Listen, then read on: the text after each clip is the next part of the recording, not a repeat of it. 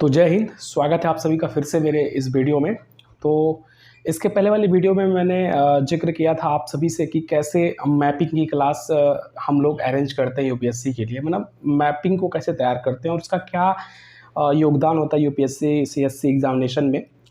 Mapping से वैसे अच्छा खासा क्वेश्चन पूछ लेता है, उसके बारे में मैंने जिक्र किया है। जिसने भी उस वीडियो को नहीं देखा है तो वो जा करके उस वीडियो को देख लो, और मैं इसके डिस्क्रिप्शन में उस वीडियो का लिंक भी दे दूंगा, आप वहाँ से जा करके देख लेना, ठीक है।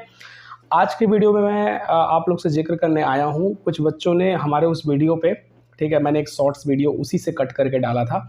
उस शॉर्ट्स वीडियो पे कुछ बच्चों ने क्वेश्चन कुछ किया था, जिसमें से एक बच्चे ने क्वेश्चन किया था कि सर मैं आपसे पढ़ना चाहता हूँ, आपसे मतलब मेंटर होना चाहता हूँ, मतलब आपसे अपनी कोई भी समस्या हो, कोई भी प्रॉब्लम हो, क्या मैं पूछ सकता हूँ, क्या आप मुझे मेंटर कर सकते हैं अपने यूपीएससी एग्जामिनेशन के लिए।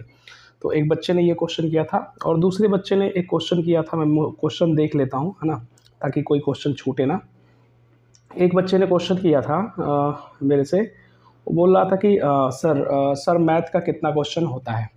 उन्होंने मुझसे क्वेश्चन किया था कि यूपीएससी सीएससी एग्जामिनेशन में मैथ के कितने क्वेश्चन्स होते हैं। तो मैं उनको बता दूं कि यूपीएससी सीएससी एग्जामिनेशन में मैथ के जो क्वेश्चन होते हैं वो सिर्फ और सिर्फ प्री के आप लोग को पता होगा। मैं थोड़ा सा और जिक्र कर देता हूँ ब्रीफली, ताकि आप लोग अच्छे से समझ पाओ।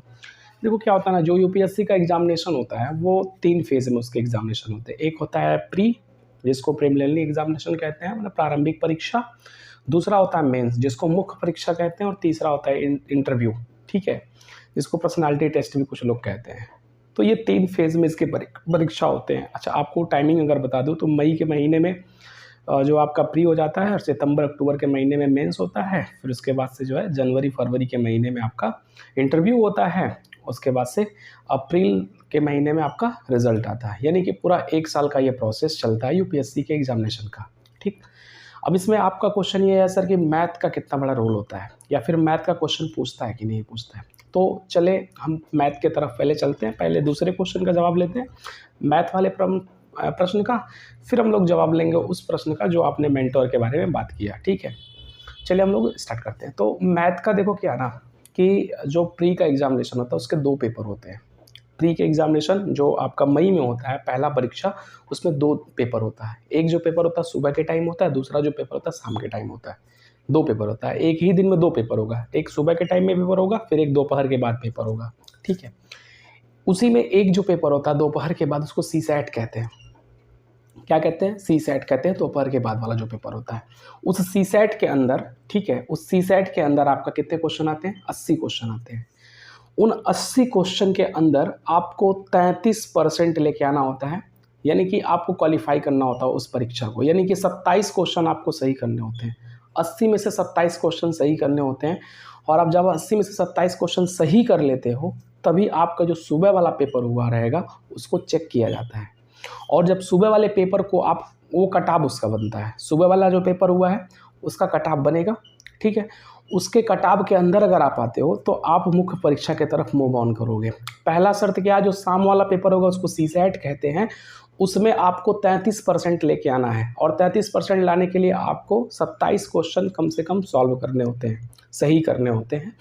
27 क्वेश्चन जब आपका ये सॉल्व रहेगा, तब जो पहला पेपर सुबह के टाइम आपने दिया है, वो पेपर जो है आप उसमें जो आप करेंगे, सॉल्व करेंगे, उसका जो कट ऑफ गवर्नमेंट माने यूपीएससी निर्धारित करेगी। अगर उसके अंदर आप आते हैं तब मुख्य परीक्षा की तरफ आप मूव ऑन करते हैं। बात ये दोनों समझ में आ गया होगा। जो शाम वाला पेपर सीसैट होता है, इसी के अंदर गणित के क्वेश्चन पूछे जाते हैं। कितने क्वेश्चन पूछे जाते हैं? 15 से 20 क्वेश्चन के आसपास जो है गणित के पूछे जाते हैं। कौन से क्वेश्चन पूछे जाते हैं गणित में? वही क्वेश्चन पूछे जाते हैं लाभ हानि से, परसेंटेज से, चक्रवृद्धि ब्याज जो है, साधारण ब्याज, डीआई डाटा इंटरप्रिटेशन, और रेशियो वगैरह से। यानी कि जो आपकी अंकगणित वाले पोर्शन होते हैं, जो कंपटीशन में वनडे एग्जामिनेशन में आप गणित सॉल्व करते हो, उसी तरह के सवाल इसमें पूछते हैं, ठीक है। तो आप अगर हाई स्कूल तक का मन से गणित पढ़ा है तो आपको यहाँ पर कोई प्रॉब्लम नहीं होने वाला है, आपको डरने की ज़रूरत नहीं है। अगर आप हाई स्कूल तक के गणित को अच्छे से सॉल्व कर पाते हो तो आप यहाँ पर भी सॉल्व कर जाओगे, क्योंकि हाई स्कूल के सिलेबस ही यहाँ पे लगभग पाए जाते हैं। कुछ होते हैं जब आप तैयारी करोगे तो फिर फोकस करोगे तो वो भी सही हो जाएगा आपका। अच्छा, इसके साथ साथ रीजनिंग के भी कुछ क्वेश्चन उसी में पूछे जाते हैं। लगभग 15 से 20 क्वेश्चन रीजनिंग के भी होते हैं, जिस और कुछ क्वेश्चंस होते हैं 8-9 क्वेश्चंस कम्प्रिहेंशन से पूछता है।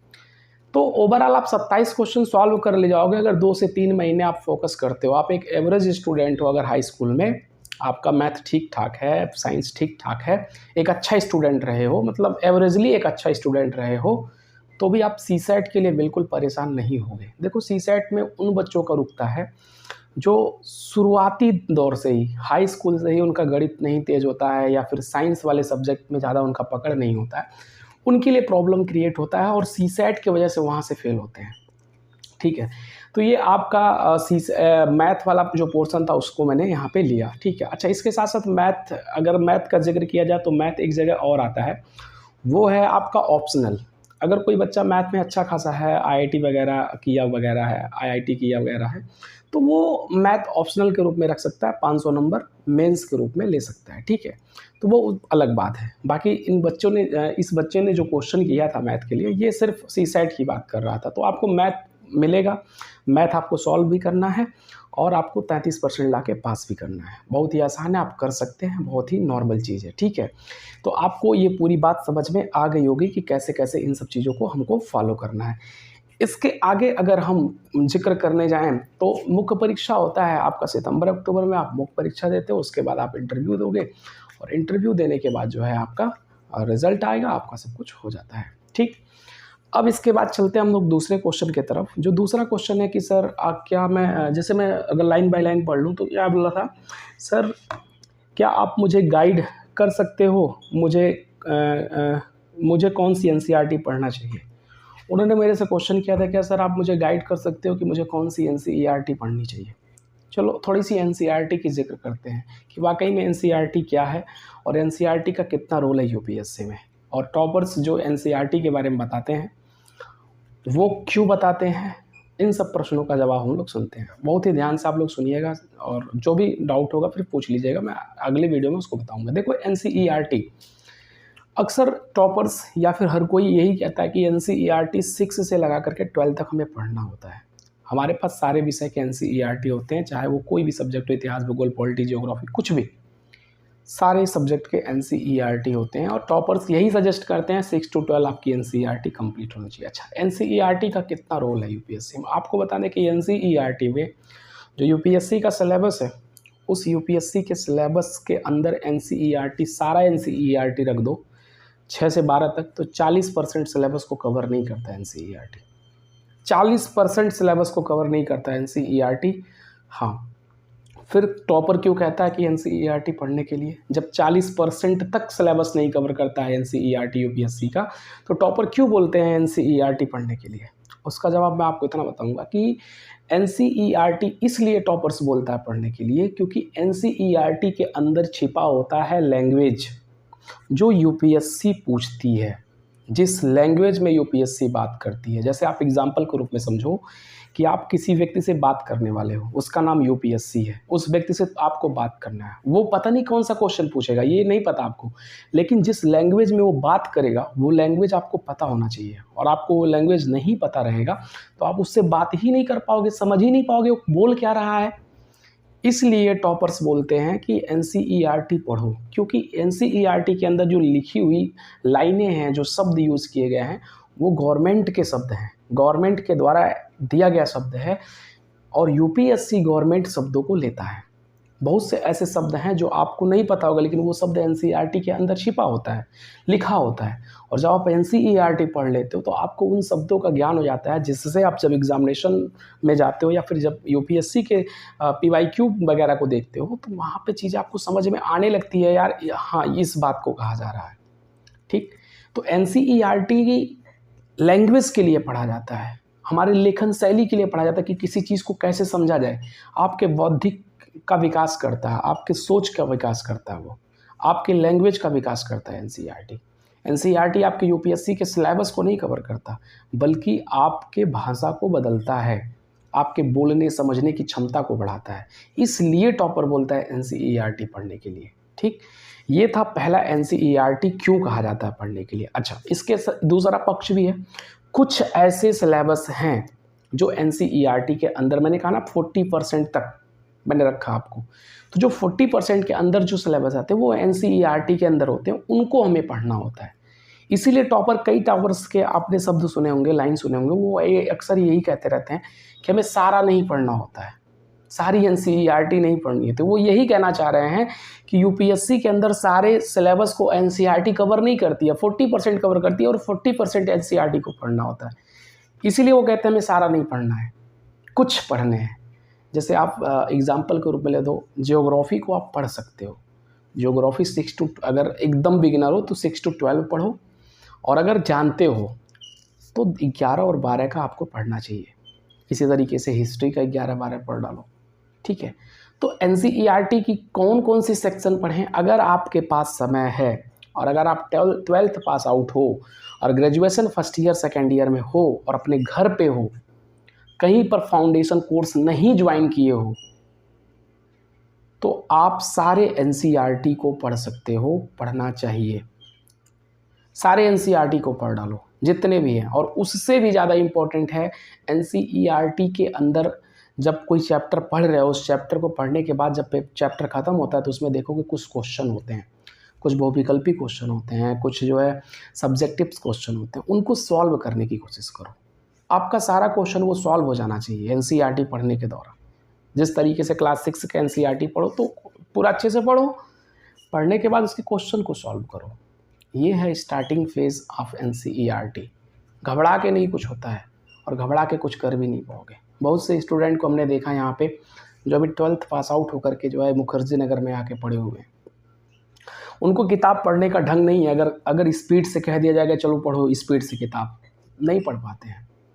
उनके मात्रात्मक अगर उनकी कॉपी उठा लो, नोट्स देख लो, तो अगर 10 लाइन लिखा है तो 10 लाइन में 20 ठो गलती है, 20 वर्ड गलत लिखा है वो, और आया यूपीएससी करने। आपको बेसिक मजबूत करनी है। यूपीएससी के सिलेबस को कवर करना बहुत आसान है, लेकिन उससे ज़्यादा कठिन है आप अपना बेसिक मजबूत करो। आपके मात्रात्मक जिस भी लैंग्वेज में हो, चाहे वो हिंदी लैंग्वेज का हो, चाहे वो इंग्लिश लैंग्वेज का हो, आप पहले अपने लैंग्वेज पर कमांड करो। अगर कोई शब्द बोला जा रहा है तो एक भी मीनिंग आपकी मिस्टेक नहीं होना चाहिए, कहीं भी कोई भी त्रुटियां नहीं आनी चाहिए। आपको जो भी शब्द बोला जा रहा है एग्जैक्ट वही शब्द लिखो। और ये कैसे डेवलप होगा, एनसीईआरटी जब पढ़ोगे तो वहाँ शब्दों का खेल सीखोगे। इसलिए टॉपर्स कहते हैं एनसीईआरटी पढ़ने के लिए आपकी लैंग्वेज मजबूत होनी चाहिए। कुछ भी लिखने को कहा जाए तो लिखो। आपको भी आप यूपीएससी करने के लिए इतना उतावले हैं कि मुझे यूपीएससी करना है, मुझे तो बस आईएएस बनना है। यार उतावलापन होना चाहिए, सही है, लेकिन उसका डायरेक्शन भी होना चाहिए। अभी आपसे कह दिया जाए कि चलो पर्यावरण पर निबंध लिखो, आपको पता है पर्यावरण माने इन्वायरमेंट, अपने इन्वायरमेंट में क्या प्रॉब्लम है, अपने इन्वायरमेंट को कैसे मजबूत बनाया जाए, कैसे अच्छा बनाया जाए, जो चीज़ें इन्वायरमेंट को हमारे दूषित कर रहे हैं तो उनको कैसे सही किया जाए। अभी आपसे 10 थॉट पूछ लिया जाए इस इन्वायरमेंट पे, नहीं बता पाओगे। आप बेसिक चीज़ों को शुरू करो सीखना। हाई स्कूल में, इंटर में एक एस्से लिखना होता था तो कितने प्रॉब्लम आ जाते थे, यार मुझे एक एस्से लिखना है। भैया यहाँ पे 250 का एस्से लिखना है, आपको 250 नंबर का एस्से लिखना है। तो आप अपना बेसिक मजबूत करो। बेसिक जब मजबूत रहेगा तब आप यूपीएससी की सिलेबस को, यूपीएससी के स्टैंडर्ड बुक को आप समझ पाओगे। जैसे देखते हो ना यहाँ पे, ये स्टैंडर्ड बुक है, ये स्टैंडर्ड बुक है। आपको इतना एनसीईआरटी बिल्ड कर देगा, अब आप एनसीईआरटी पढ़ोगे कि इसके लैंग्वेज को समझने लगोगे कि ये क्या बोल रहा है, तब आपकी तैयारी अच्छी होगी, तब आप मजबूती से तैयारी कर पाओगे। ये चीज़ आपको जानना है, ये चीज़ आपको पकड़ना है। अच्छा, कुछ बच्चे ऐसे होते हैं कि सर सीसेट जो मैथ कमज़ोर होता है वो फेल हो जाते हैं। पता है बच्चे कहाँ फेल होते हैं? 2 स्टेज ऐसा है जहाँ पे बच्चे फेल हो रहे हैं। एक सीसेट में मैथ उनका नहीं ठीक है या फिर उनका साइंस बैकग्राउंड नहीं रहा तो सीसेट में आप वो फेल हो रहे हैं।